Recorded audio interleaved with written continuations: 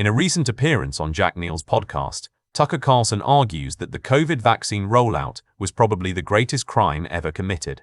It's hard not to conclude something's going on because some of the behavior doesn't make sense if you view it through the conventional formula of like what government does or big companies do for the population. They serve the population.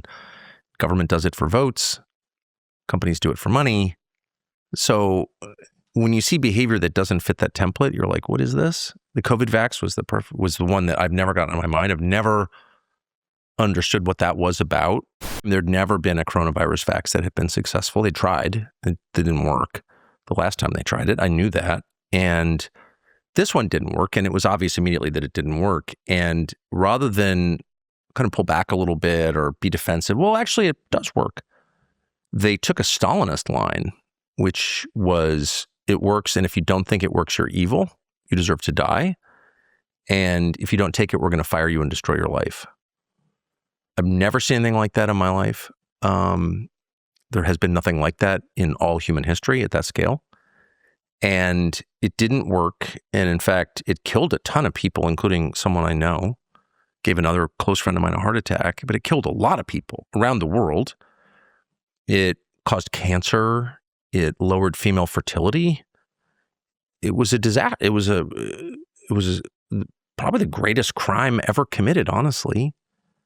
And even now, there's like no conversation about it at all. It's still required. The Trump administration still has it on the schedule. They're sending money to Pfizer for more COVID vax, mRNA vax. It's like, that's so bonkers that it's hard to conclude. It's not like they don't know. The numbers, I mean, excess mortality numbers alone tell you this, but it's like obvious that net, it's poison and it killed people. And yes, it does change your DNA, actually. Like, actually, that's not a conspiracy theory. So given all of that,